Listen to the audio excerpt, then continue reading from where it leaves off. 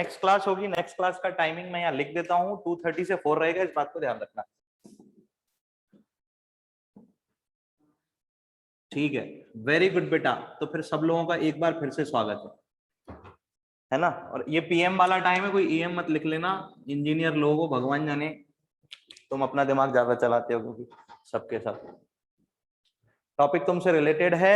एक बच्चे का मेरे पास मैसेज आया था कि सर कुछ कंप्यूटर की जो ऑनलाइन क्लासेस थी उसमें रह गया था, तो वो जो 4 पार्ट रह गया था उसमें उसने बताया ई गवर्नेंस। तो मैंने उसको बोला था कि नहीं, अभी थोड़ा सा एक पार्ट और रह गया, e governance plus the robotics and the AI, artificial intelligence, right. अच्छा, आउट ऑफ विच एक चीज ध्यान रखनी है कि रोबोटिक्स जो है और एआई जो है उससे ज्यादा इंपॉर्टेंट ई गवर्नेंस रहेगा, because in sense of Madhya Pradesh state that is very very very very important. तो उसको थोड़ा सा हमें पहले देखना है। तो for 3 to 4 days classes will be of this ICT and then after we will be going to the current affairs, जो आपका सेक्शन दिया हुआ है according to the syllabus we will be finishing that particular, right। उसमें कुछ सारे मुद्दे हैं आपके पास जिनको हम लोग उसमें पढ़ेंगे, specially including all kind of affairs, national important, national international important events और sports events, political events and many other. जो आपके सिलेबस में अकॉर्डिंग टू द पॉइंट्स बात की गई है उन टू द पॉइंट्स पर हम लोग बात करेंगे। फिलहाल आज की क्लास में जो हम बात शुरू कर रहे हैं that is the e governance part comes from your section of ICT, इस बात को ध्यान रखना, right. That is from ICT, information and communication technology, added this year in your examination ना। आई थिंक शायद पिछले बार तो आता नहीं था तुम्हारे लिए। अब बेटा भले ही तुम सिविल इंजीनियर हो, पढ़ना तो तुमको कंप्यूटर पड़ेगा, ये तुम्हारे साथ एक बड़ी दिक्कत है। इस मामले में मैं अपने आप को भाग्यशाली मानता हूं। कहने का मतलब ये है कि कंप्यूटर इतनी जरूरी चीज हो जाती है जिसको हर इंजीनियर को पढ़ना पड़ता है, कहे कि बिना इसके तो अब तुम सिविल इंजीनियरिंग भी ना कर पाओ।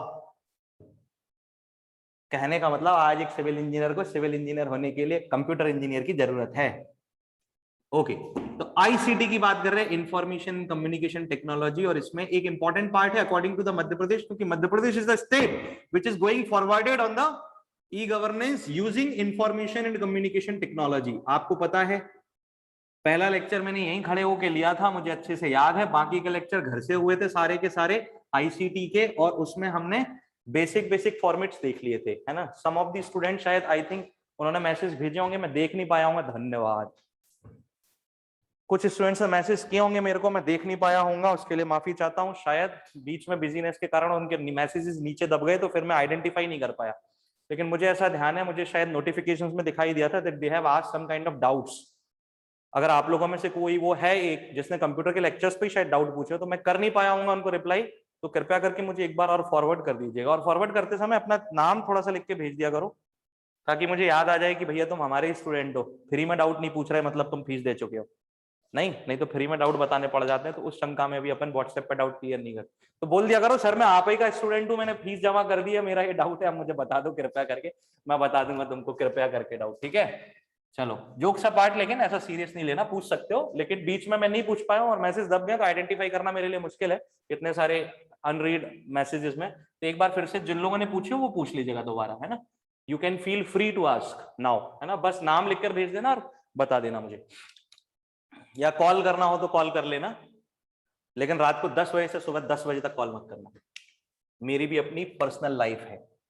ई गवर्नेंस की बात करते हैं, जैसे ICT information and communication technology का फर्स्ट लेक्चर आप याद करो, जो मैंने बिल्कुल इसी जगह पर, इसी ऐतिहासिक जगह पर खड़े होकर लिया था, उसी हिस्टोरिकल प्लेस से मैं आपको फिर से बोल रहा हूं। तो इंफॉर्मेशन एंड कम्युनिकेशन टेक्नोलॉजी में मैंने आपको क्या बताया था बेटा, इसमें हम लोगों ने सिंपल सी चीज देखी थी जिसे हम 1 मिनट के अंदर रिवाइज कर रहे हैं, that was what, to generate the information. ये हमारा एक ऑब्जेक्टिव था, क्या था, टू जनरेट द इंफॉर्मेशन। और इस इंफॉर्मेशन को जनरेट कैसे करते थे, तो मैंने आपको बताया था, to generate the information by processing the data, by processing the data, हाँ है ना। ये मैं सिंपल सी डेफिनेशंस बता रहा हूं, इसमें अगर किसी को कोई डाउट है तो पूछ लेना, मैं फिर से आपको रिप्लाई कर दूंगा, है ना। एक बार और बता दूंगा, मेरा कुछ नहीं जाता, कोई टेंशन नहीं है। और दूसरा कम्युनिकेशन, ये इंफॉर्मेशन और कम्युनिकेशन टेक्नोलॉजी के लिए मैं बता रहा हूं। और दूसरा हमने क्या देखा था, that to share the data, to share the data by using networks. अब नेटवर्क्स कैसे भी हो, लोकल नेटवर्क हो, वाइड नेटवर्क हो, वर्ल्ड वाइड नेटवर्क हो, राइट, मेट्रोपॉलिटन नेटवर्क हो, लैन वैन मैन, वो तीनों आपने पढ़े होंगे उसमें, लैन वैन और मैन, यानी local area network, wide area network और मेट्रोपॉलिटन एरिया नेटवर्क जो था वो। यहां पर पहली वाली जो लाइन मैंने लिखी हुई है, this gives you the knowledge about the information, यानी इंफॉर्मेशन एंड कम्युनिकेशन में इंफॉर्मेशन क्या है। And second line has been written for communication, इस बात को ध्यान रख लेना। दो चीजें बेटा, एक तो ये है और बेटा दूसरा ये है, देखो इसको अच्छे से। टू शेयर द डेटा, जब डेटा शेयर कर रहे थे तो वो कम्युनिकेशन था, और उस डेटा को शेयर करने के लिए उसको बनाना था इंफॉर्मेशन में, तो वो इंफॉर्मेशन थी। मतलब पहले अपन इंफॉर्मेशन किसी की लेते हैं, अरे कॉमन ह्यूमन नेचर है जिससे आईसीटी आगे बढ़ा। मतलब आईसीटी ऐसे आगे बढ़ाता है कि कॉमन ह्यूमन नेचर क्या है, पहले आदमी बात सुनता है और फिर बात फैलाता है। बिल्कुल उसी तरीके से पहले बात सुनता है और फिर फैलाता है, क्योंकि पेट में तो पचती नहीं है। बिल्कुल उसी अपनी आदत को आगे बढ़ाने के लिए आदमी ने आईसीटी जैसी टेक्नोलॉजी को आगे बढ़ाया। इसीलिए हमने इसको एक ऐसी तकनीक नाम दिया जो इन्फॉर्मेशन जनरेट करके उसको कम्युनिकेट करती है। और इसी इंफॉर्मेशन को जनरेट करके कम्युनिकेट करने का काम जब हम गवर्नेंस में करते हैं तो हम उसे क्या बोलते हैं बेटा, ई गवर्नेंस। क्या कहते हैं हम, ई गवर्नेंस, यानी कि इलेक्ट्रॉनिक गवर्नेंस। इसकी हिस्ट्री, इसके इतिहास और बाकी सब चीजों पर हम बाद में जाएंगे कि किस तरीके से शुरू हुई 1970s में, किस तरीके से इसका कंसेप्ट आया, फिर नेटवर्क इंफॉर्मेशन सेंटर जो 1976 में बना, दैट वाज फिर नेशनल इंफॉर्मेशन सेंटर नेटवर्क के नाम से 1987 में उसको रिफॉर्म किया गया। फिर 2006 में भारत सरकार ने अपनी पहली ई गवर्नेंस पॉलिसी लॉन्च की। फिर मध्य प्रदेश सरकार उसी राष्ट्रीय ई गवर्नेंस नीति यानी कि नेशनल ई गवर्नेंस पॉलिसी के अंदर अपने विभिन्न ई गवर्नेंस सर्विसेज को संचालित कर रहा है, भारत अलग कर रहा है। आज की डेट में अगर भारत सरकार के लिए आप देखो तो बताने की कोई बड़ी बात नहीं है, लोड नहीं है। भारत सरकार के अंतर्गत संचालित ई गवर्नेंस के बड़े प्लेटफॉर्म्स में से एक जिसका नाम सब लोगों ने सुना होगा, that is E jam. Jam का नाम सुना है? जैम पोर्टल एक बड़ा अच्छा पोर्टल बनाया सरकार ने। इसके ऊपर दरअसल that is actually related to what, the G2B, government to business, right, का एक बहुत अच्छा मॉडल आपको दिखाई दे रहा है, जिसमें सरकार जो है वो व्यवसायियों के साथ कनेक्ट हो रही है। मतलब सरकारी विभागों में आने वाला कोई भी रिक्वायरमेंट होता है तो उसका टेंडर जैम पर लॉन्च कर दिया जाएगा। कहने का मतलब है, अगर आप बल्क में कोई प्रोसेस या कोई बहुत बड़े उत्पाद खरीदना चाहते हो, जैसे अपने गवर्नमेंट ऑफिस के लिए एसीज, गवर्नमेंट ऑफिस के लिए कारें मिलती है ना, जैसे तुम बन जाओगे बाद में पीएचसी निकाल कर असिस्टेंट इंजीनियर, तो तुम लोगों को कार मिलेगी, है ना। कार मतलब कार का मतलब था बोलेरो मिलना। सरकार मध्य प्रदेश की तो वही देती है और कुछ देती नहीं है ना। और मिलेगी बेटा तो मेरे को भी घुमाना शासन की गाड़ी MP02 कोड में, मेरी भी बड़ी इच्छा रहती है, लेके आना एक बार, मेरे को बहुत खुशी होगी तुम लोगों के संग घूमने में। तो ये इलेक्ट्रॉनिक गवर्नेंस है। अब सवाल इसमें निकलते हैं क्या क्या, कि जो इलेक्ट्रॉनिक गवर्नेंस यानी ई गवर्नेंस है वो क्या है, what is the e governance. E governance है क्या, राइट। अब पहले तो ये कि गवर्नेंस क्या है, फिर तो हम जाएंगे ई गवर्नेंस, क्योंकि ई का मैटर तो हमने यहां देख लिया। ये देखो ये लिखा हुआ है, आईसीटी का इंप्लीमेंटेशन ही उसे इलेक्ट्रॉनिक बना देना होता है। When we actually are implementing what the ICT in this, we are making it electronic. तो सवाल यह है कि गवर्नेंस क्या होता है भैया। हमारा सवाल यह है कि गवर्नेंस क्या होता है। गवर्नेंस क्या होता है, so we can say that, we can give a definition to this. Red colour दिखाई दे रहा है? ओके बेटा, सॉरी मेरे से गलती हो गई, मैं दंड का भागी हूं, आके से नहीं करूंगा। लो रख दिए दोनों, अब दो ही मार्कर्स यूज करेंगे अपन। ई गवर्नेंस में गवर्नेंस का मतलब क्या होता है, दैट आप बोल सकते हो गवर्नेंस इज ए प्रोसेस, ये एक प्रक्रिया होती है, एक प्रोसेस होती है, राइट। अगर किसी को अंग्रेजी में कोई दिक्कत आती हो तो बोल देना मुझे, और अगर नहीं आती हो तो सब अंग्रेज बन के पढ़े चलो, मैं तो दोनों में पढ़ा दूंगा आपको, क्योंकि मैं तो पितामह भीष्म हूं, मतलब रजनीकांत हूं। Governance is a process in which what, in which the government, कौन, government does or makes some welfare policies for the people with the and implements those policies, rules, regulations with the help of people. बस इतना ही काम है governance का। सरकार थोड़ी कोई व्यापार करने बैठी है तुम्हारे संग जो तुम्हारे को कुछ बेच करके लाभ कमाएगी और कोलगेट वालों के जैसे आएगी और तुमसे जाकर के कहेगी कि क्या आपके टूथपेस्ट में नमक है, चाहिए तो खरीदें कोलगेट नमक वाला। ऐसा नहीं होता बेटा। सरकार का काम सिर्फ और सिर्फ तुम्हारे वेलफेयर के लिए काम करना है और वो जितनी भी पॉलिसीज बनाती है वो सिर्फ तुम्हारे वेलफेयर के लिए बनाती है। जैसे कि कोलगेट स्कैम, कोयला घोटाला हुआ था, तुम्हारे वेलफेयर के लिए हुआ था। जैसे कि कॉमनवेल्थ घोटाला हुआ था, वो तुम्हारे किसके लिए हुआ था? वेलफेयर के लिए हुआ था। जैसे कि 2G घोटाला हुआ था, तुम्हारे वेलफेयर के लिए हुआ था। चारा घोटाला हुआ था, वेलफेयर के लिए हुआ था। किसने किया था? सब सरकार में बैठे लोगों ने। इसलिए सरकार जो भी करती है तुम्हारे वेलफेयर के लिए करती है।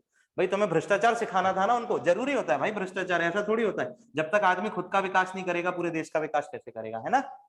तो governance is a process in which government makes some welfare policies for the people and implements those all policies with the help of people. यानी तुम्हारे लिए बना रही है और तुम्हारी मदद से ही उसको तुम्हारे ऊपर लागू करेगी। कहने का मतलब है जब तक तुम सहभागिता, कहने का मतलब है until you will be participating in these all implementations of policies, the government or the governance cannot be completed। तो गवर्नेंस की जो प्रोसेस है वो तब तक कंप्लीट नहीं मानी जाएगी जब तक आपके लिए वेलफेयर ना हो और उस वेलफेयर में आपका पार्टिसिपेशन ना हो। यानी कि समझो बेटा, ये है गवर्नमेंट, सरकार। चाहे आप सेंट्रल गवर्नमेंट ले लो और स्टेट गवर्नमेंट ले लो। C stands for central, S states for state. जो भी गवर्नेंस देना चाहते हो बस ले लो। और बेटा ये हो दिस इज यू, ये हो आप। देखो सरकार ने अपनी गवर्नेंस पॉलिसी से तुम्हें कैसा बना दिया, सूखा साखा हड्डियों का ढांचा। वैसे बाहर से भले ही लोग मेरे जैसे दिखते हो लेकिन अंदर से सब लोग बिल्कुल ऐसे हो चुके हैं इस सरकार की नीति के अंतर्गत। और इसके बीच में आने वाला ये जो ब्रिज है, दिस इज गवर्नेंस। इसे हम कहते हैं गवर्नेंस। मतलब एक ऐसी प्रक्रिया जो लोगों को सरकार से जोड़ती है किसी लोकतंत्र के अंतर्गत। In a democracy which links people to the governance is called governance. जो गवर्नमेंट से लोगों को जोड़े वो गवर्नेंस है और यही डेमोक्रेसी का मेन फंडामेंटल बेस है। क्योंकि डेमोक्रेटिक गवर्नेंस तो ऐसी हो सकती है। इसी गवर्नेंस को ये जो गवर्नेंस दिखाई दे रही है आपको, इसको ट्रांसपेरेंट बनाने के लिए, फास्ट बनाने के लिए, इफेक्टिव बनाने के लिए, सिंपल और कन्वीनियंट बनाने के लिए, जिस साधन का हम उपयोग करते हैं उस साधन को हम कहते हैं इलेक्ट्रॉनिक साधन। यानी कि इलेक्ट्रॉनिक या ई गवर्नेंस का यूज करके हम दरअसल क्या कर रहे हैं? गवर्नमेंट को ट्रांसपेरेंट बना रहे हैं, सिंपल और कन्वीनियंट बना रहे हैं, फास्ट बना रहे हैं और इफेक्टिव बना रहे हैं। बेटा इस बात को ध्यान रखना और इसको कॉपी कर लेना जल्दी से, और हो जाए तो मेरे को सूचित कर देना प्लीज।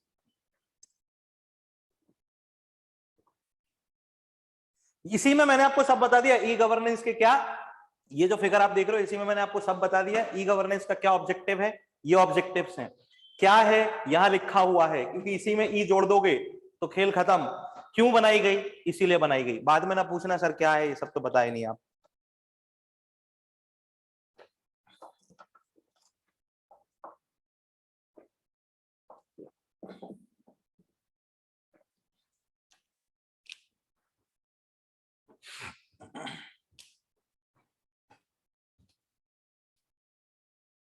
इसको अभी और तरीके से भी हम देखेंगे, ऐसे ही नहीं और तरीकों से भी देखेंगे, चिंता मत करो। एक दो तरीके और ले लेंगे ताकि और अच्छे से समझ में आए।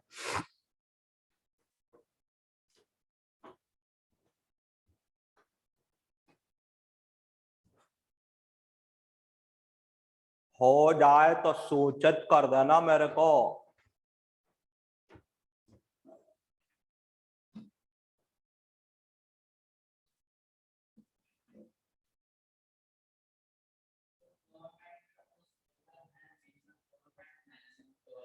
यस, वेरी गुड बेटा, बिल्कुल सही बात की तूने, मैं तेरे से बिल्कुल सहमत हूं। आज तूने बता दिया, तू मेरा पक्का स्टूडेंट है मेरे भाई। क्या नाम है? ब्रजेश बैरागी, यस। अरे तू तो शुरू से ही जबरदस्त आदमी है यार। और ब्रजेश बैरागी की बात में मेरे को एक चीज बहुत अच्छी लगी, जिसे आपको भी लिखना चाहिए। और ये जो चीज इन्होंने बताई है वो बिल्कुल ये बात सही है कि गवर्नमेंट का मेन ऑब्जेक्टिव यही होता है when we talk about in democracy, क्योंकि डेमोक्रेटिक गवर्नमेंट लोगों द्वारा चुनी जाती है। और डेमोक्रेटिक गवर्नमेंट का बेसिक मोटिव ही ये है कि वो लोगों के लिए minimum as a government work करें, लेकिन मैक्सिमम गवर्नेंस यानी उनके लिए मैक्सिमम वेलफेयर करें। इस बात को ध्यान रखना। सरकार अपने फायदे के लिए काम कभी नहीं कर सकती। Government can not do anything for their own profit. Government is not actually a service which gets profit for its workings, right? वो उसके लिए लाभ नहीं कमाती, because government's objective is not to get profit, government's objective is only to do the welfare for the people only.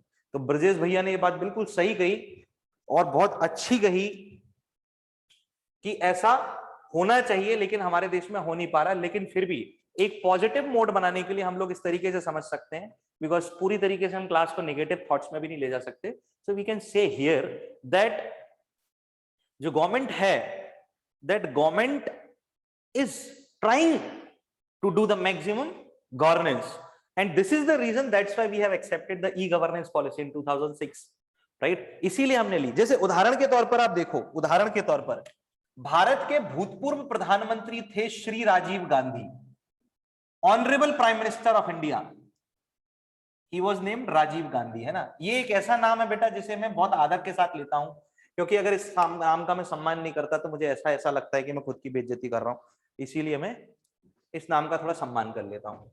तो honourable prime minister of India, जो former prime minister of India Rajiv Gandhi ji थे, अभी हालिया तौर पर इनका बर्थडे निकला था 20 अगस्त के दिन, पता है तुमको? 20 अगस्त के दिन आया था इनका बर्थडे। और एक बात बताऊं, 20 अगस्त के दिन वर्ल्ड मलेरिया डे भी आता है। इसे भी लिख लेना, टॉप पे कहीं कॉपी में लिख लेना रे, जहां तुम लिख रहे हो। राजीव गांधी के जन्मदिन के दिन ही मच्छरों का दिन आता है, मतलब मलेरिया दिवस, ध्यान रखना। अच्छा, 20 अगस्त पता है क्यों होता है? पता है क्यों? क्योंकि देखो मच्छर है ना, आतंकवादियों से भी बुरे होते हैं। एक मारोगे ना 10 नहीं 100 आते हैं, मतलब खत्म ही नहीं होते कभी। और जो खत्म नहीं होता ना कभी, उसे कहते हैं हम इनफाइनाइट। अब देखो इनफाइनाइट को एंटी क्लॉकवाइज 90 डिग्री रोटेट करो, ये देखो 8 बना, यानी अगस्त का महीना। और मच्छर जब काटता है ना तो पता कैसी आवाज करता है? 20 ऐसी आवाज आती है। तो वर्ल्ड मलेरिया डे आता है और इसी दिन राजीव गांधी का जन्मदिन है। मच्छर डे और राजीव गांधी का जन्मदिन एक ही दिन आता है, इसको याद कर लेना कहीं ना कहीं। ओके बेटा। वैसे तो पूछे जाने की संभावना राजीव गांधी के सेंस में कम है, क्योंकि सरकार बीजेपी की है, तो ऐसा प्रश्न पूछेंगे तो मामा जी नाराज हो जाएंगे। उससे भी ज्यादा मामा जी की नाराजगी से कोई बैर नहीं है, लेकिन अमित शाह नाराज नहीं होना चाहिए।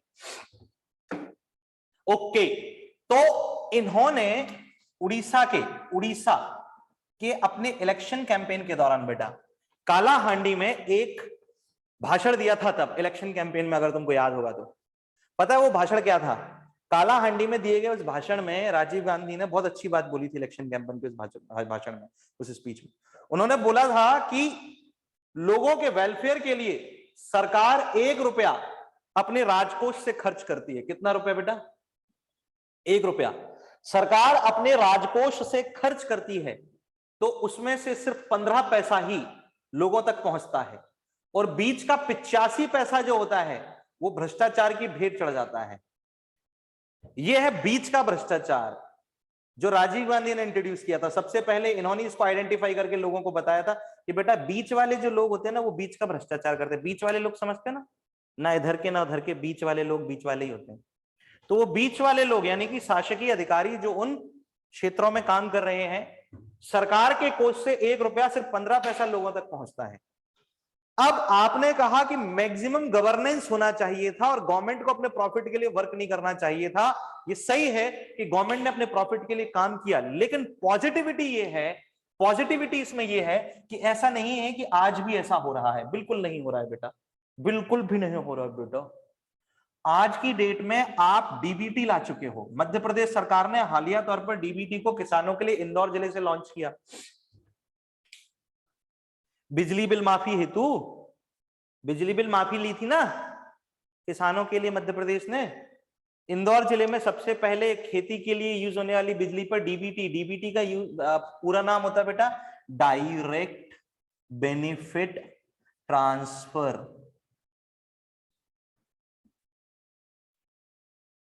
हिंदी में पता है इसको क्या बोलते हैं? प्रत्यक्ष लाभ हस्तांतरण। अब इससे अच्छा और इससे ज्यादा पास वाला उदाहरण मैं आपको और कोई दे नहीं सकता ई गवर्नेंस समझाने के लिए। आपने अक्सर सुना होगा, अगर आपने न्यूज़पेपर पढ़ा होगा या कि फिर आप न्यूज देखते होंगे, तो उसमें बोलते ना, आज मामा जी ने एक बटन दबाकर किसानों के खाते में पहुंचाई किसान सम्मान निधि की राशि। सुना है कभी ऐसा? मोदी जी ने एक बटन दबाकर खातों में पहुंचाई किसान सम्मान निधि की राशि। मतलब पता है, समझे क्या? डीबीटी डायरेक्ट बेनिफिट ट्रांसफर जो है एक ऐसी स्कीम लाई, जैसे मध्य प्रदेश में आपने देखा समग्र पोर्टल लॉन्च हुआ 2016 में, देखा आपने? आजकल तो लगभग आप हर राज्य में हो गया। अभी केरला ने इसी साल लागू किया, 2020 में लागू किया, सॉरी, है ना। समग्र आईडी शायद किसी के पास हो भी, आप लोगों के घर में समग्र आईडी बनवाई है किसी ने? है कोई ऐसा खेती वेती के परिवार का, या कोई ऐसा जो कि बीपीएल परिवार से ताल्लुकात रखता हो, अपने यहाँ हो, तो उनके पास, या फिर जो किसी ना किसी सरकार की योजना में हितग्राही होंगे, that means the benefited person under any of the scheme of the government. कोई भी सरकार की योजना जो अभी वर्तमान में चल रही है, उस योजना के अंतर्गत हितग्राही होंगे, तो उनके पास एक समग्र आईडी होगा। समग्र पोर्टल सरकार ने जो लॉन्च किया, उसके अंतर्गत आपको अप्लाई करना होता है, अपना डॉक्यूमेंटेशन कराना होता है। वो एक तरीके का केवाईसी की तरह प्रोसेस होता है, जो नो योर कस्टमर सर्विस होता है अपने सेक्टर्स में आजकल, जो आपके कंज्यूमर सेक्टर्स होते हैं उनमें, उसी तरीके से डॉक्यूमेंटेशन करके। डॉक्यूमेंटेशन करने का मतलब, जैसे आपका आधार कार्ड लिंक होगा, जैसे आपका राशन कार्ड लिंक होगा, इनकम सर्टिफिकेट लगेगा, एंड मेनी अदर थिंग्स। तो समग्र आईडी जिन जिन लोगों के पास है, उनका पूरा आईडी दरअसल सरकार के पास होता है। सरकार उनको डीबीटी के लिए योग्य मानते हुए, या उनके अपनी अपनी कैटेगरीज में उनको योग्यता देते हुए उनको लिस्ट कर देती है कि ये किस योजना में योग्य हो रहे हैं और इनको उसका लाभ मिलना चाहिए। क्लियर है? और उसके हिसाब से सरकार उनके, अब फिर सरकार क्या लाई? अब फिर सरकार लाई जनधन योजना। आपको याद होगा 2015 में मोदी जी ने तो सब कांड किए बेटा। जन धन योजना, जनधन योजना में सरकार ने क्या किया? सब लोगों के बैंकों में खाते खुलवा दिए, और खाते ऐसे जिसमें ऑनलाइन बैंकिंग ट्रांजैक्शंस एलिजिबल कर दिए गए। सरकार, अब लोग क्या कहते हैं, जैसे कोई मजदूर हो गया, दिहाड़ी कमा रहा, उसको दिहाड़ी के 300 रुपए मिल गए, वो कहता था अब 300 रुपए क्या बैंक में जमा करूंगा, अरे भाड़ में जाओ, जान दो। और फालतू में मिनिमम अकाउंट बैलेंस वाला सिस्टम एमएबी वाला बैंक अलग रखते हैं, जिसमें वो ये कहते हैं 1000 से कम बैलेंस तो तुम्हारा इतना पेनल्टी। जनधन खातों में बोल दिया नो एमएबी, आप जीरो बैलेंस अकाउंट रखिए, कोई प्रॉब्लम नहीं, लेकिन खाते में डालिए पैसे। और नहीं भी डालोगे तो अकाउंट होने से उनके अकाउंट में online banking operations active mode में रखे गए। सरकार ने क्या किया? उन खातों को जो उन आधार कार्ड से लिंक थे, उन खातों को जो उन पैन कार्ड से लिंक थे, पैन कार्ड से तो खैर, तो ऐसे खातों को सरकार ने बोला आ जाओ बेटा, तुम्हारे खातों को हम जोड़ रहे हैं अपने खातों से सीधे सरकार के अकाउंट से उसका पैसा। पहले क्या होता था? ऐसा नहीं होता था। पहले क्या होता था? अगर हमारे नेशनल फंड में से, यानी कि राष्ट्रीय कोष में से कोई पैसा, मान के चलो किसानों के वेलफेयर के लिए निकल रहा है और प्रति किसान 2000 रुपए देने हैं, तो नेशनल फंड से जाने वाली ये राशि जो होती थी, वो पर्टिकुलर स्टेट गवर्नमेंट के पास पहुंचाई जाती थी, यानी कि राज्य सरकार के पास। राज्य सरकार उसे पर्टिकुलर डिस्ट्रिक्ट एडमिनिस्ट्रेशन के पास भेजता था। डिस्ट्रिक्ट एडमिनिस्ट्रेशन से वो राशि पर्टिकुलरली तहसील एडमिनिस्ट्रेशन पर जाती थी। तहसील एडमिनिस्ट्रेशन से वो राशि पर्टिकुलरली ब्लॉक एडमिनिस्ट्रेशन पर पहुंचती थी। ब्लॉक एडमिनिस्ट्रेशन से वो राशि पर्टिकुलरली विलेज एडमिनिस्ट्रेशन यानी पंचायतों में पहुंचती थी, और वहां से फिर प्रत्यक्ष तौर पर वो राशि उन किसानों तक पहुंच पाती थी। समझा नहीं समझे? जैसे पंचायत समितियों में जाओ तो फिर वहां जो प्रधान होते थे, सरपंच है ना, सचिव होते थे, वो लोग इन सब चीजों की तो देख रखाव करते थे कि जो योजनाएं हैं उनके अंतर्गत आने वाली राशि को उनको प्रदान की जाए। जैसे मनरेगा की भी आप बात करो तो उसमें इसी तरीके से राशियां बांटी जा रही थी, एक क्रम था। अब क्या हुआ? नेशनल से स्टेट पर पहुंचा। अब मान के चलो नेशनल गवर्नमेंट ने तो 2000 रुपए भेजे, इसके स्टेट गवर्नमेंट यहाँ बोली एक काम करो ना, 100 रुपए खा जाओ, अब बचे 1900। डिस्ट्रिक्ट गवर्नमेंट बोला 100 हम भी खाएंगे, अब बचा 1800। या 500-500 खिलाओगे, 100-100 में इनका होता क्या है। तो अब बचा 1500, अब बचा 1000, यहां से इनने भी खा लिए, ये 500, इनने बोला नहीं हम 100 ही खाएंगे, बचे 400, इनने भी बोला हम 50 खाएंगे, बचे 350, मतलब चली राशि 2000 और पहुंची राशि 350। आप समझो होता क्या था।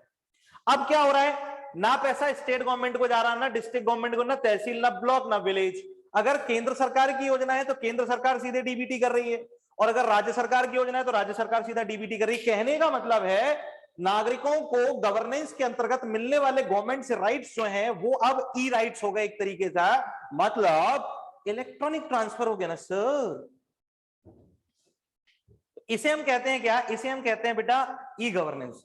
तो डायरेक्ट बेनिफिट ट्रांसफर से अच्छा तो इस समय पर आपके लिए कोई भी एग्जांपल है ही नहीं जो आपको अच्छे तरीके से ई गवर्नेंस समझा सके कि आपको इससे लाभ है या नहीं है। मैंने क्या बताया, ट्रांसपेरेंट हो जाएगी गवर्नमेंट, पारदर्शी हुई कि नहीं देख लो खुद ही।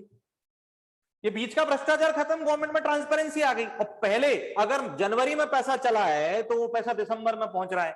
यहां पैसा 1 जनवरी को चला है 1 बजे, तो 1:01 से पहले पहले आपके अकाउंट में आ रहा है।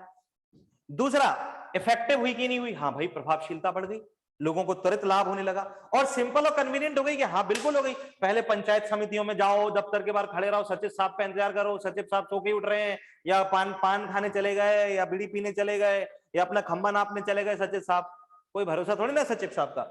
अब वो आएंगे, फिर फॉर्म देखेंगे, फाइल पलटेंगे, अच्छा तुम्हारा ये वो ऐसा। और उसमें एक और कांड होता था, बोले बेटा ऐसा है 2000 की राशि आई है तुम्हारी, बोले हाँ आई तो है। बोले तो 2000 की राशि के लिए हम भी तो काम कर रहे हैं, हमारा क्या फायदा, सरकार इतनी तनख्वाह थोड़ी देती है हमको जो हमारा फायदा हो रहा है उसमें। एक काम करो 2000 में से कुछ तो हम पर चढ़ाओ भेंट। बोले साहब कितना चाहिए, बोले देख लो 500 की पत्ती तो लगाओ कम से कम इसमें, 1500 तुम रख लो। वो आदमी बेचारा दे रहा 500 रुपए। मतलब such kind of activities were involve. अब वो नहीं हो रही, मतलब कन्वीनियंट हो गई, आदमी लाइन में लगा हुआ है, रिश्वत का भोग लगा रहा है, वो चीज खत्म हो गई। तो ई गवर्नेंस कहीं ना कहीं आपके लिए ट्रांसपेरेंट प्रोसेस लाती है गवर्नेंस का, फास्ट प्रोसेस ऑफ गवर्नेंस लाती है, इफेक्टिव प्रोसेस ऑफ गवर्नेंस लाती है, सिंपल और कन्वीनियंट प्रोसेस ऑफ गवर्नेंस लाती है। अब बताओ किसी को इसमें कोई डाउट हो तो। मेरे ख्याल से आप सबको समझ में आ गया होगा, क्योंकि मेरे को भी समझ में आ गया।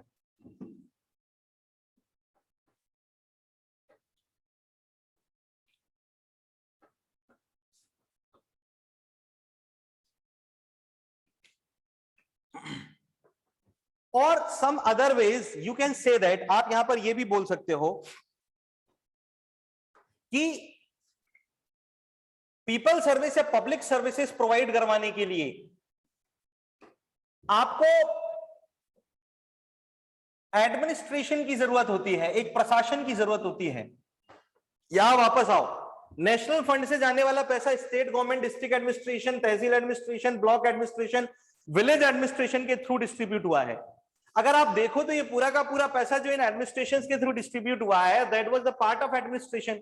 यानी कि जब आप नागरिक सेवाएं प्रदान कर रहे हो, पब्लिक सर्विसेज दे रहे हो लोगों को, तो उसमें एडमिनिस्ट्रेशन एक मुख्य भागीदार होता है। और जहां आप सर्विस को ई सर्विस और एडमिनिस्ट्रेशन को ई एडमिनिस्ट्रेशन में बदल देते हो, और जब इनका समायोजन करवाते हो, कहने का मतलब है when you are merging these both, the e service and e administration is equal to the e governance. ये एक और डेफिनेशन आपकी आ गई कि हम ई गवर्नेंस का प्रयोग दरअसल ई सेवाओं को ई प्रशासन से समायोजित करने के लिए भी करते हैं। That we actually are what doing, we actually are merging the e services to the e administration is called e governance। यानी e service plus e administration बराबर होता है e governance के। इसे भी आप लिख सकते हो आप चाहो तो, वो आपकी इच्छा पे है।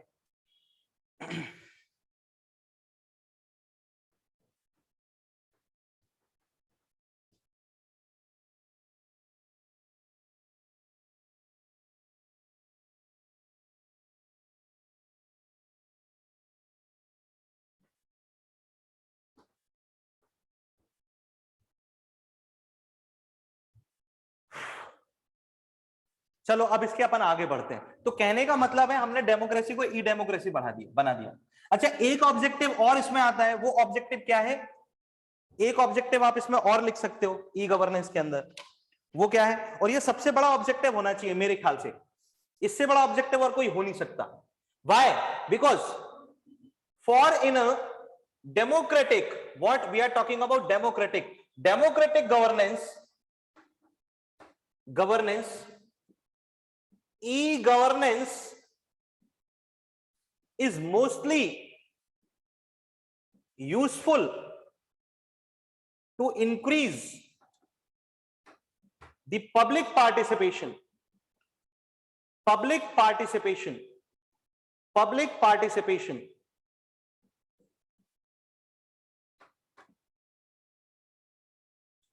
अब यहां जो पब्लिक पार्टिसिपेशन आ रहा है ना, ये जो भाग है ये आपके लिए सबसे ज्यादा महत्वपूर्ण होगा। इसे आप सर्कल में डाल दो, अंडरलाइन कर लो, बेटा तुमको जो करना है बेटा वो कर लो, जैसे करना है बेटा वैसे कर लो, लेकिन कर लो। पब्लिक पार्टिसिपेशन डेमोक्रेटिक गवर्नेंस में सबसे महत्वपूर्ण होता है, because without the public participation the governance, democratic governance can not be called governance. तो कहने का मतलब यहां पर एक ये भी है हमारे लिए कि हम ई गवर्नेंस का यूज करके पब्लिक पार्टिसिपेशन बढ़ा रहे हैं। उदाहरण के तौर पर, अब तुम्हारी बात तो बेटा हमको पता नहीं, पर हमारे समय में होता क्या था, जब फॉर्म आते थे ना, चाहे वो इंजीनियरिंग एंट्रेंस के हों, चाहे वो गेट के हों, चाहे वो विंडो के हों, मतलब जैसे गेट होता है वैसे विंडो भी कोई एग्जाम होगा, देख लेना। तो ये जो फॉर्म आते थे ना, था तो एक तरीके से government activity, was actually like doing the welfare for the public, students के लिए आते थे। तब ना ये फॉर्म आते थे like in banks, post offices, जो पब्लिक ऑफिसेस होते थे ना, कुल मिला के पब्लिक सेंटर्स, जहां से इजीली अवेल कराए जा सकते थे, तो सरकार की तरफ से इन क्षेत्रों में भेजे जाते थे या इन ऑफिसेस में भेजे जाते थे। हम वहां जाते थे, लाइन लगती थी। तब आईआईटी का फॉर्म आ गया, AIEEE का फॉर्म आ गया, पीईटी का फॉर्म आ गया। तब वर्चुअल फॉर्म्स नहीं होते थे, तब फिजिकल फॉर्म्स आते थे, प्रिंटेड, डाक लिफाफे में रखे हुए। फिर उनको लाते थे, लिफाफे में रखते थे, भरने के बाद फोटो चिपकाते थे, अटैच कराते थे, फिर टिकट लगाते थे डाकघर में ले जाके, फिर पोस्ट करते थे। मतलब पहले जाओ, लाइन में खड़े हो, फॉर्म लाओ, फॉर्म भरो, फिर फॉर्म देने जाओ तो फिर लाइन में खड़े हो, फॉर्म जमा करो, फिर आ जाओ। बड़ी समस्याएं थी। अब ई गवर्नेंस से आपको देखो एक बहुत अच्छा फायदा कि पब्लिक पार्टिसिपेशन बढ़ गया। पहले आप इस काम के लिए दूसरों पर निर्भर करते थे, जैसे बैंकों पर, वैसे पोस्ट ऑफिस पर, या अदर गवर्नमेंट ऑफिस पर, या पब्लिक ऑफिस पर। अब क्या हो गया, पोर्टल पर जाओ, mppsc.nic.in, खेल खत्म। इसके बाद MPPSC में MPPSC assistant engineer form, apply online, गए फॉर्म भरा, I accept all the terms and conditions, approve किया, कौन सा सेंटर, अच्छा सेंटर तो देना बंद कर दिया शायद, और खेल खत्म हो गया आपका, टेंशन ही नहीं कोई। यानी कि आपके पार्टिसिपेशन देखो ना कितना बढ़ा है। अब आप खुद ही से वो काम कर रहे हो जो पहले किसी और पर निर्भर करते थे, अब आप खुद से कर रहे हो काम। ई गवर्नेंस के आने से ये फायदा हो गया है ना। दूसरा, आप देखते हो कि बहुत सारे लोग पहले ये सोचकर अपना मन मार लेते थे कि सरकारी सेवाओं का लाभ हमें नहीं लेना, साहब कौन लगे लाइन में, कौन ये करे, लेकिन आप कोशिश करते लोग, अरे यार ले लेते हैं, कोई दिक्कत नहीं। पहले क्या होता था, फॉर्म भी आते थे तो हिसाब ऐसा होता था, यार एक फॉर्म तो भर दिया, अब दूसरे के लिए कौन लाइन में जाके लगे, अब नहीं भर रहे यार, छोड़ो जाने दो। किसी ने IIT का भर दिया, कहता आप AIEEE का नहीं भर रहे, सीधा PET का भरेंगे। किसी ने PET का भर दिया, छोड़ो रे, वैसे भी औकात नहीं है, भरना भी नहीं। अब क्या करते हैं, ज्यादा कुछ नहीं है रे, घर ही बैठ के पेमेंट करना है, घर ही बैठ के सब कुछ होना है, कर लो, कोई दिक्कत नहीं है।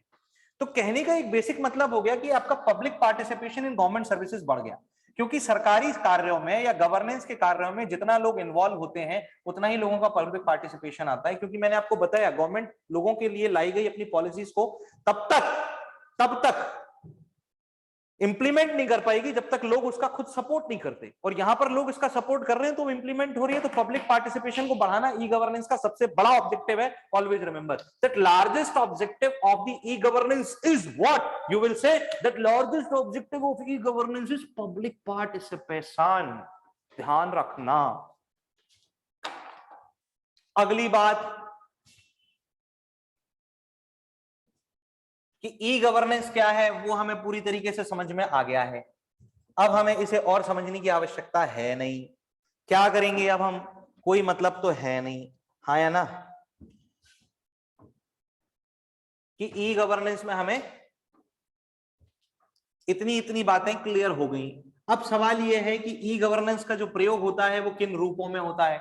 कहने का मतलब है that you have to give the forms of e governance. What are the forms of e governance?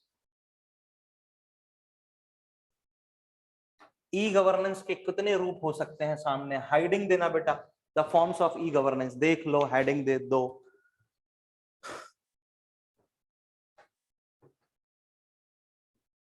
सरकार यहां पर आप बिल्कुल ऐसे मान के चलो कि एक ऐसा भूमिका अदा कर रही है जैसा एक कोई सर्विस सेक्टर या कोई ऐसा सेक्टर अपने कंज्यूमर्स के लिए भूमिका अदा करता है, बिल्कुल वैसा आप बोल सकते हो। वैसी भूमिका सरकार यहां किसके लिए अदा कर रही है?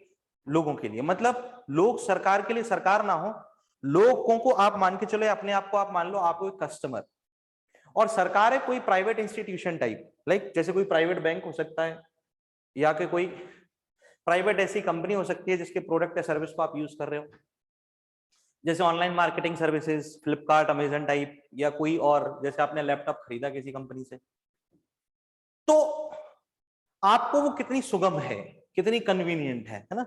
सरकार की सेवाएं भी आपको उसी तरीके से मिल पा रही है नहीं? तो सरकार को इस प्रतियोगी माहौल में आगे आने के लिए भी ये जो ई गवर्नेंस थी वो मदद करती थी। ये ट्रस्ट बढ़ाती है लोगों का, it increases the trust of people in the governance. ये भी आप इसके लाभ में बोल सकते हो अगर कोई पूछे, that what is the basic benefit of the e-governance, that it increases the trust of people in the governance, so that there is a great link up between the people and the government will be created, that will make our country growing faster, right? तो when we talk about the forms of e-governance किस रूप में आते हैं, तो पहला form जो आपके पास आता है वो है G2G। G2G का फुल फॉर्म क्या होता है बेटा? इसे हम कहते हैं गवर्नमेंट टू गवर्नमेंट। बेटा दूसरा फॉर्म जो आता है वो है G2C, यानी कि गवर्नमेंट टू बेटा सिटीजन। बेटा तीसरा फॉर्म आता है G2B, यानी कि गवर्नमेंट टू बेटा ये बिजनेस है, यानी कि प्राइवेट बिजनेसेस के साथ सरकार का जुड़ जाना, राइट? देन एक होता है C2C, citizen to citizen service भी प्रोवाइड होती है, सिटीजन टू सिटीजन, नागरिक अपनी सेवाएं देना चाहते हैं, दैट एम्प्लॉयज के लिए G2E, गवर्नमेंट टू एम्प्लॉयज।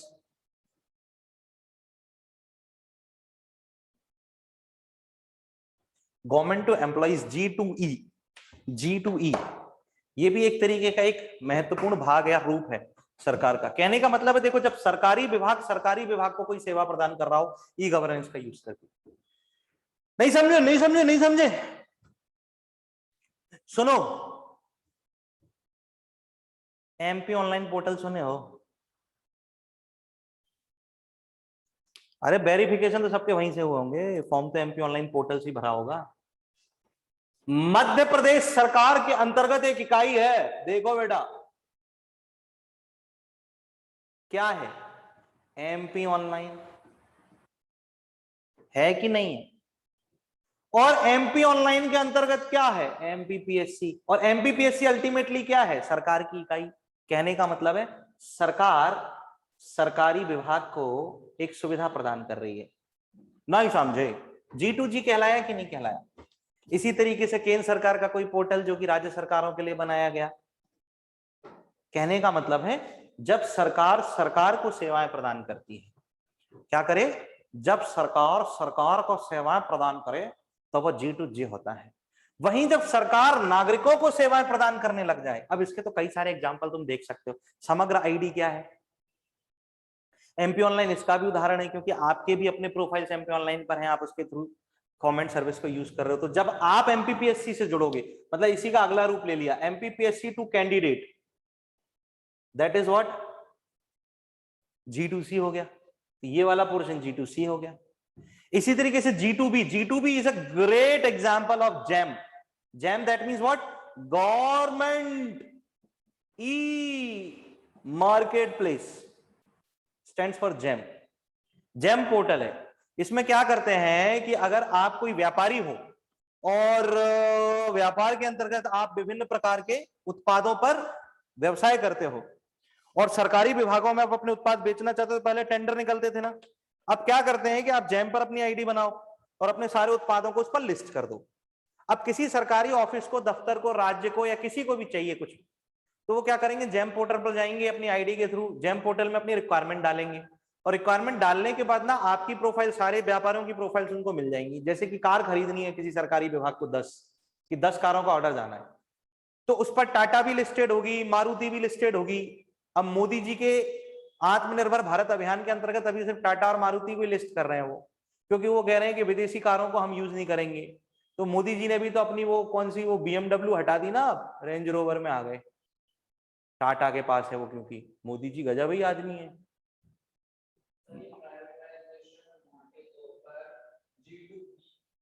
हाँ, प्राइवेटाइजेशन मुख्य तौर पर G2B ही है। हाँ बोल सकते हो, क्योंकि सरकार अपनी हिस्सेदारियां बेच रही है, जैसे एयर इंडिया में, BPCL में। आप बोल सकते हैं, बिल्कुल आपकी बात को मैं गलत नहीं ठहराऊंगा कि सरकार अपनी हिस्सेदारियां प्राइवेट सेक्टर को देने का मतलब है कि सरकार दरअसल अपनी सेवाओं का जो रिस्पॉन्सिबिलिटी है, उत्तरदायित्व है, वो कहीं ना कहीं प्राइवेट सेक्टर को ही दे रही है। तो आप बोल सकते हो बिल्कुल। तो ऐसी स्थिति में अब आप इसके एग्जाम्पल को देखो तो ये G2E है, सॉरी G2B है, government to market place, right. इसी तरीके से when you are talking about the citizen to citizen, C2C की आप बात कर रहे हो, जिसमें सरकार कोई ऐसे ई मार्केट, सॉरी किसी ऐसे इलेक्ट्रॉनिक मीडियम की बात करती है जिसमें सिटीजन सिटीजन से कनेक्ट होते हो, लोग लोगों से जुड़ रहे हो, तो वो आपके लिए C2C यानी कि सिटीजन टू सिटीजन पोर्टल्स होंगे, राइट। ये कैसे होंगे, ये सिटीजन टू सिटीजन पोर्टल्स होंगे। उदाहरण के तौर पर एक विशेष वर्ग के जो नागरिक हैं, उनके लिए सरकार अगर कोई स्कीम या योजना लाती है, तो वो उसमें सरकार से तो जुड़ी रहे। जैसे किसानों के लिए एक पोर्टल बनाया, तो उसमें किसानों को अपनी इंडिविजुअल जो आईडीज दी गई हैं, उनमें किसान किसानों से भी जुड़े हुए हैं आपस में, जो एक दूसरे के हक के लिए एक साथ मिलकर आवाज उठा सकते हैं, राइट। तो इसके भी आपको सर्टेन एग्जांपल्स मिलेंगे। इसी तरीके से G2E गवर्नमेंट टू एम्प्लॉइज की बात करें, MP ऑनलाइन इसका भी एक अच्छा उदाहरण है। MP ऑनलाइन कैसे, जितने भी शासकीय अधिकारी मध्य प्रदेश सरकार के अंतर्गत कार्यरत हैं, उन सबको अपना एक individual ID MP online portal पर दे दिया गया है। तो वो सरकार के लिए अपनी सेवाएं इस माध्यम से भी प्रदान कर सकते हैं। If they want to, employees also want to go connected to the government, definitely this is the part. और अभी करंट में अगर आप इन सबका सबसे बड़ा उदाहरण देखो, तो करंट में आपको सबसे बड़ा उदाहरण तो दिखाई देता है कोविन। ये देखो ना आप, और कुछ क्यों देख रहे हो, आपको सबसे बड़ा उदाहरण करंट में दिखाई देता है बेटा, वो है कोविन। कोविन पोर्टल का नाम सबने सुन लिया, ऐसा कोई नहीं होगा जिसने नहीं सुना होगा, और जिसने नहीं सुना डेफिनेटली उसको वैक्सीन नहीं लगी। अगर तुमको वैक्सीन लग गई है तो तुम कोविड पोर्टल के अंतर्गत आ गए हो, और तुमको पता है कि क्यों है कोविड पोर्टल, कोविन पोर्टल। आप कोविन पोर्टल पर जाते हो, रजिस्ट्रेशन आप कराते हो, आप अपने वैक्सीन का शेड्यूल बुक करते हो, अवेलेबिलिटी ऑफ द स्लॉट्स देखते हो, अगर कोई अवेलेबिलिटी है तो उसे बुक कराते हो, निर्धारित समय पर आप वहां चले जाते हो, आपको वैक्सीन लग जाती है, और आप वापस आ जाते हो और कंबल ओढ़ के सो जाते हो क्योंकि आपको बुखार आया होगा। अब इसमें आप देखो, कोविन पोर्टल में क्या गवर्नमेंट टू गवर्नमेंट है? बिल्कुल है सर। कैसे नहीं है सर, कैसी बात करते हो सर। केंद्र सरकार द्वारा राज्य सरकार को वैक्सीन प्रदान की गई, राज्य सरकारें किसके साथ जुड़ी? केंद्र सरकार के साथ, क्योंकि राज्य सरकार ने किस किस हॉस्पिटल में वैक्सीन अवेलेबल करवाई, इसकी सूचना राज्य सरकार ने केंद्र सरकार को दी। केंद्र सरकार ने उन हॉस्पिटल्स की लिस्ट को कोविन पोर्टल पर क्या कर दिया, अपलोड। क्या है? G2G। G2C, लोग यहां से वैक्सीन ले सकते हैं, बुक करा रहे हैं। तीसरा G2B, हाँ ये भी है। क्यों? क्योंकि कुछ वैक्सीन तो सरकार द्वारा निःशुल्क उपलब्ध कराई जा रही है, उसी कोविन पोर्टल पर उसकी इंफॉर्मेशन भी दी जाती है जो हॉस्पिटल निजी तौर पर बेच रहे हैं। 748 की कौन सी? कोविशील्ड। और कितनी है? 1100 कुछ है ना विद GST। कौन सी? स्पुतनिक। क्लियर है या नहीं है? इन द सेम वे, तो आप इसमें इन तीन देखो कैसे वो आपको उदाहरण दिख रहे हैं कोविन में, तो आपको ये सारे के सारे प्रभाव इसमें देखने को मिल जाते हैं।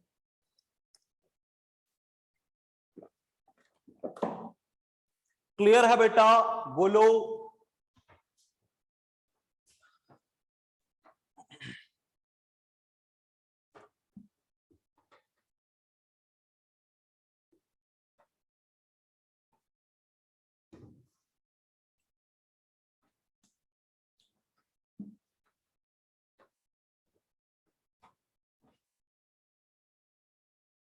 चलिए अब यहां से हम लोग शुरू करते हैं the development of e governance in India.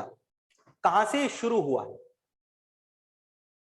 Development of e governance in India. Bharat में ई गवर्नेंस का विकास कहां से आया?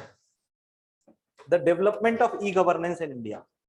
बेटा हेडिंग डाल देना बेटा।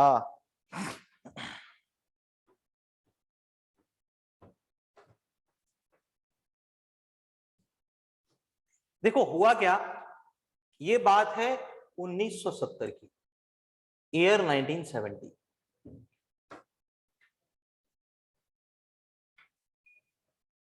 Indian government established the electronics department. Bharat सरकार ने इलेक्ट्रॉनिक विभाग की स्थापना की थी। ये इलेक्ट्रॉनिकी विभाग जब स्थापित हुआ, इसके बाद ही भारत में ई गवर्नेंस जैसी चीजों को सोचा गया था सबसे पहले। इंदिरा गांधी के शासनकाल में जब इस इलेक्ट्रॉनिक विभाग की शुरुआत हुई, उनके दूसरे शासनकाल में 1976, स्टार लगाते थे ना हर एक चीज पर, these are the questions for you. When the electronics department was established in India, electronic and information technology department, right? पहली चीज। दूसरा, फिर इसी के साथ ये जरूरी चीज था बेटा, that administrative reform and grievances department, इन दोनों के अंतर्गत ही पूरा इंफॉर्मेशन टेक्नोलॉजी आगे बढ़ा, और ई गवर्नेंस पॉलिसी इन दोनों डिपार्टमेंट्स के अंडर आती है आज की डेट में। ध्यान रखना, सूचना एवं प्रौद्योगिकी विभाग, इंफॉर्मेशन टेक्नोलॉजी डिपार्टमेंट पहला, और दूसरा आता है एडमिनिस्ट्रेटिव रिफॉर्म्स यानी प्रशासनिक सुधार, और ग्रीवेंसेस डिपार्टमेंट, ग्रीवेंस यानी शिकायत विभाग। इन दोनों के अंतर्गत संचालित होती है राष्ट्रीय इलेक्ट्रॉनिक नीति, नेशनल राष्ट्रीय ई गवर्नेंस पॉलिसी, राष्ट्रीय ई गवर्नेंस नीति। 1976 में भारत सरकार ने इसी इलेक्ट्रॉनिक विभाग के अंतर्गत एनआईसी की स्थापना की। NIC, that was standing for National Information Center, National Information Center। इसे हमने निक NIC के नाम से जाना है। आप देखते होगे ना अक्सर NIC लिखा होता है कुछ कुछ वेबसाइट्स जो इंफॉर्मेशन प्रोवाइड करने वाली होती है, ये NIC के अंदर ही आती है ना, जैसे mpsc.nic.in, upsc.nic.in, vyapam.nic.in, देखा है आपने? वो NIC डोमेन क्यों दिया जाता है? वो NIC डोमेन दरअसल URL में लिखा ही इसलिए जाता है because that actually is connected to the national information centre, वहां से ही अप्रूव्ड है वो डोमेन, इसीलिए वो अप्रूव्ड डोमेन NIC का है, सर्वर ही वो NIC का यूज कर रहा है। 1987 में इसे रिफॉर्म किया गया, और इसे रिफॉर्म करते हुए निकनेट तैयार किया गया। NICNET, NICNET was what? National information centre, national information centre network. इसके लिए एक नेटवर्क तैयार किया गया, इसके डाटा और इंफॉर्मेशन की साझेदारी के लिए। Network was started for this, इसके लिए एक नेटवर्क तैयार कर दिया गया जिसे नाम दिया गया निकनेट। बेटा क्या नाम दे दिया गया? निकनेट। और इसके साथ भारत में डिजिटलाइजेशन की शुरुआत हुई। आज की डेट में मोदी जी डिजिटल भारत अभियान चला रहे हैं, डिजिटल इंडिया कैंपेन, और उसमें सबसे ज्यादा जरूरी आपके लिए है डिजिटल साक्षरता mission, national digital literacy mission, NDLM के नाम से जाना जा रहा है, याद है NDLM। अब इसे ग्रामीण साक्षरता मिशन के अंतर्गत भी राष्ट्रीय ग्रामीण डिजिटल साक्षरता मिशन भी बनाया गया है इसी के अंतर्गत। उन सब चीजों की भी हम बात करेंगे अभी थोड़ी देर में, या इसी भाग में, अब आगे हम इन सब चीजों की बात करेंगे। लेकिन यहां एक स्टार लगाकर ये दूसरा क्वेश्चन आपके लिए इंपॉर्टेंट हो सकता है, that India launched it's e governance policy on 18th of May 2006। 18 मई 2006 को भारत सरकार ने ई गवर्नेंस नीति जारी की थी, ई गवर्नेंस पॉलिसी वो जारी की गई। ये e governance policy under the ministries of,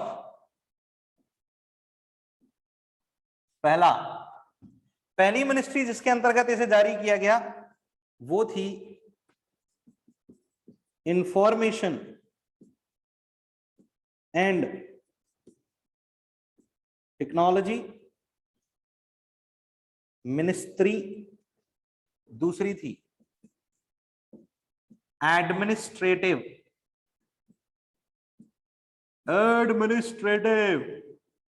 reform and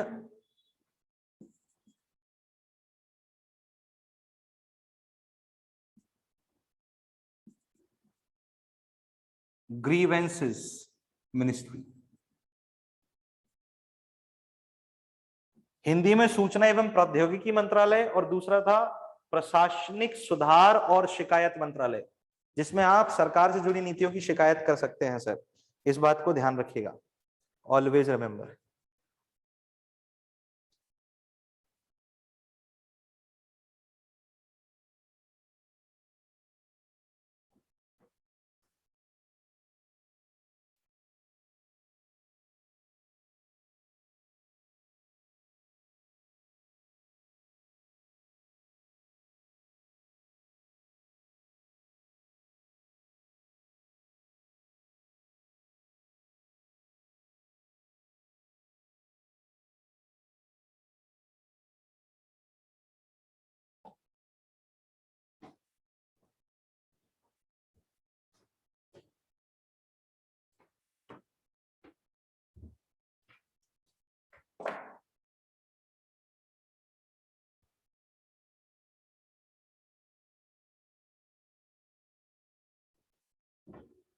इसे होने पर सूचित कर देना।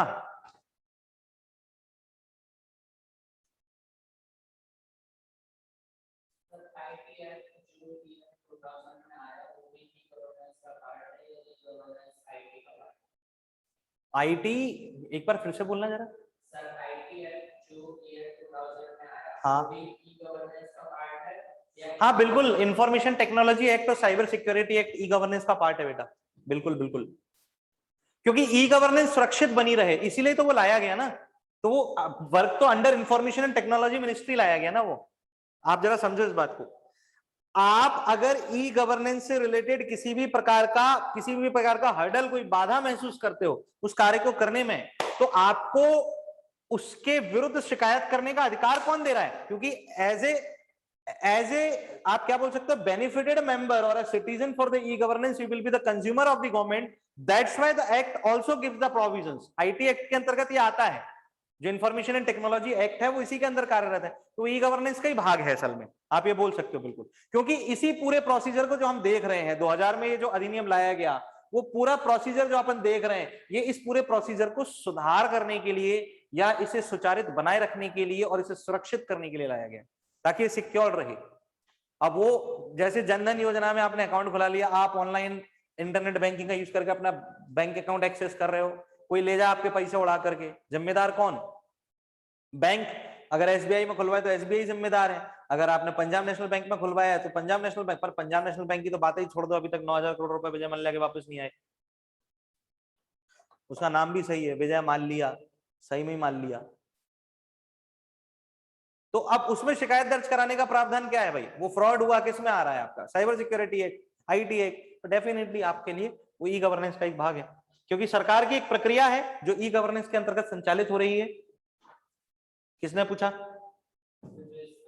वेरी गुड ब्रजेश, अरे तू बहुत एक्टिव आदमी है यार क्लास में।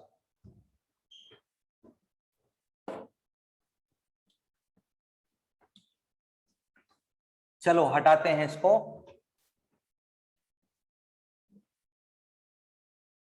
एक योजना आई, अब जिस योजना के बारे में हम बात करेंगे दैट इज स्वान। सरकार ने इसे आगे बढ़ाने के लिए नेशनल ई गवर्नेंस पॉलिसी से भी पहले इसका इंप्लीमेंटेशन किया। स्वान क्या कहती है? दरअसल ये स्टैंड करती है स्टेट वाइड एरिया नेटवर्क, जिसे हमने स्वान के नाम से जाना है बेटा। This is state wide area network, ये है स्वान। दरअसल ये स्वान कहता क्या है? पहली चीज तो ये ध्यान रखो, it was launched in the year 2005। ये जो मैंने नीचे लिखा, ये बेटा स्वान का लॉन्चिंग ईयर है। कौन सा ईयर है बेटा? ये है बेटा स्वान का लॉन्चिंग ईयर। रिमेंबर बेटा, बेटा याद रखना है बेटा, स्टेट वाइड एरिया नेटवर्क क्या था दरअसल? ये था that central government targeted to link all states and UTs यानी union territories in India to a network with at least 2 Mbps यानी कि 2 मेगाबाइट पर सेकंड की ऑफ बैंडविड्थ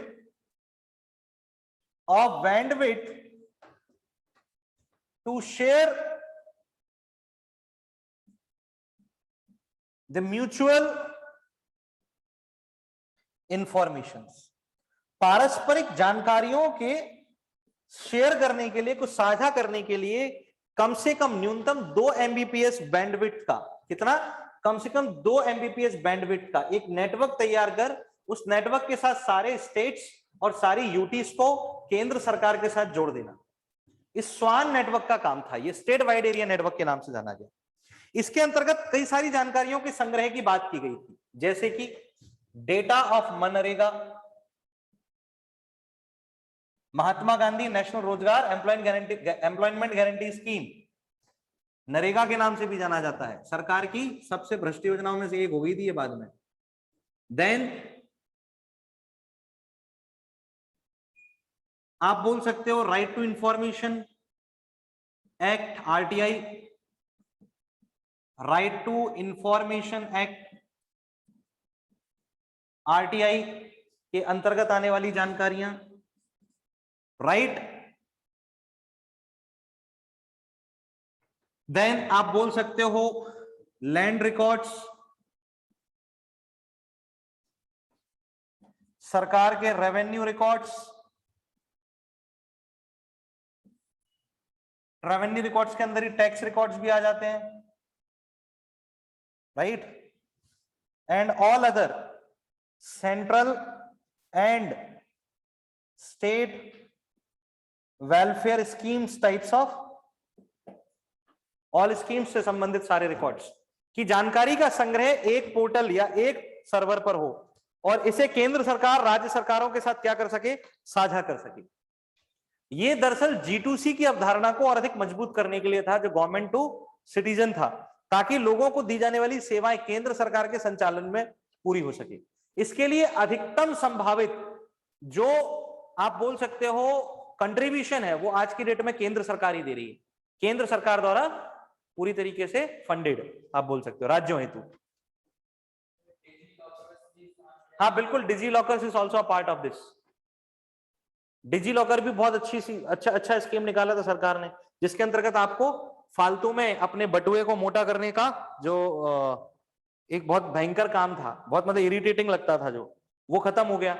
अब आप अपने जो डॉक्यूमेंट्स हैं वो डिजिटल फॉर्म में रख सकते हैं और उनका उपयोग ऐसी आपातकालीन सेवाओं में कर सकते हैं, जैसे पुलिस चेकिंग के दौरान आप डिजी लॉकर का पार्ट दिखा सकते हो, किसी होटल में चेक इन के दौरान आप उसे दिखा सकते हो, किसी सरकारी कार्यालय में मांगे जाने पर आप उसे शो कर सकते हो।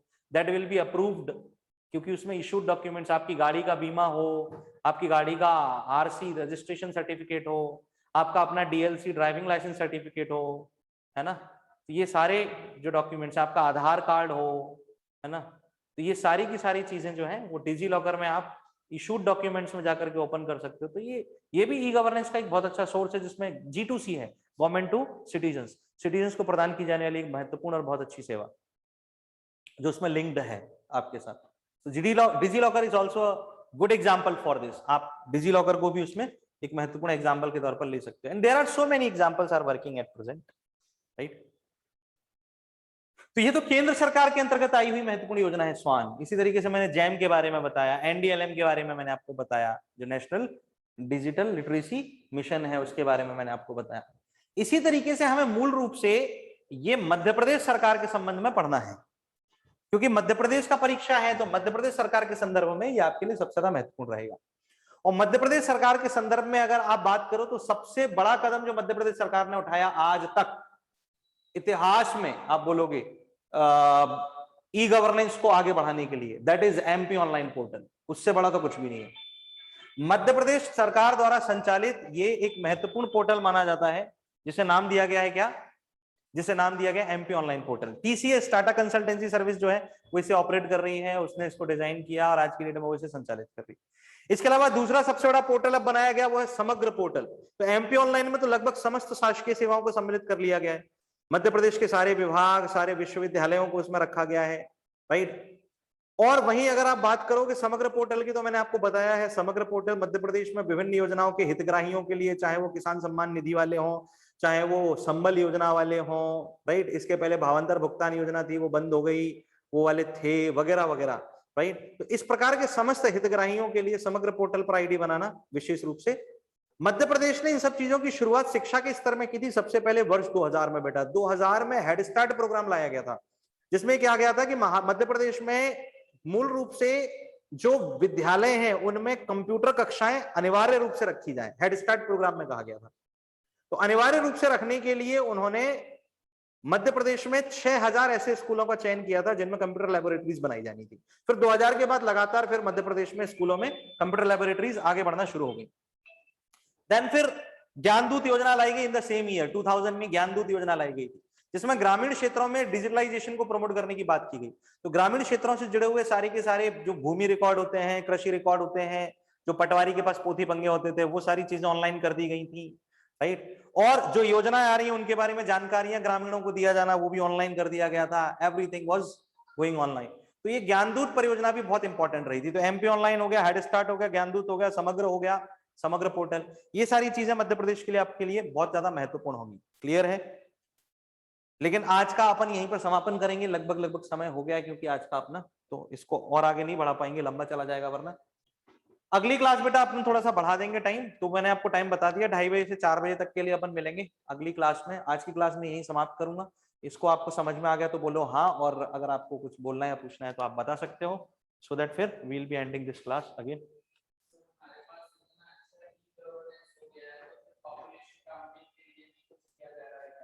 हाँ बिल्कुल बिल्कुल, पॉपुलेशन काउंटिंग के लिए किया जा रहा है, लेकिन अभी जनसंख्या गणना जो है, अभी असल में क्या है, हमारा ई गवर्नेंस सभी लोगों तक पूरी तरीके से पहुंच नहीं पाया, इसलिए नेशनल सैंपल सर्वे ऑर्गेनाइजेशन या एनएसएसओ जो है, वो एनएसएसओ जो है वो उन लोगों के लिए जनगणना का काम बिल्कुल उसी रूप में करता है जिस रूप में अब तक करता आया था, यानी घर जाकर के लोगों को गिनना।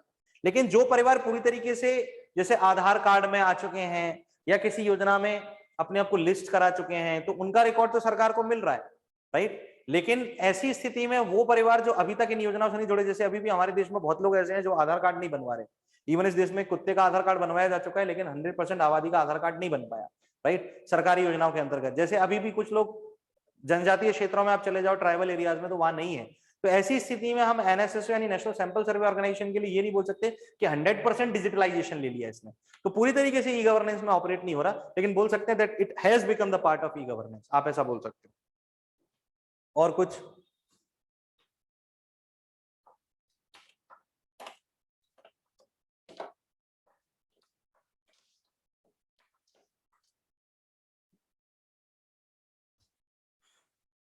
चलो बेटा, फिर आज के लिए आपका बहुत बहुत धन्यवाद। फिर नेक्स्ट क्लास में ध्यान रखिएगा 2:30 बजे से 4 बजे तक, इतने टाइम पर अपन मिलेंगे। तो इन तीनों टॉपिक्स को खत्म करने के बाद फिर अपन मेन करंट अफेयर्स वाले टॉपिक पे चले जाएंगे। इनकेस अगर जरूरत पड़ेगी तो मैं संडे को आपको बुलाऊंगा। क्लियर है? आज के लिए आप सभी का बहुत बहुत धन्यवाद।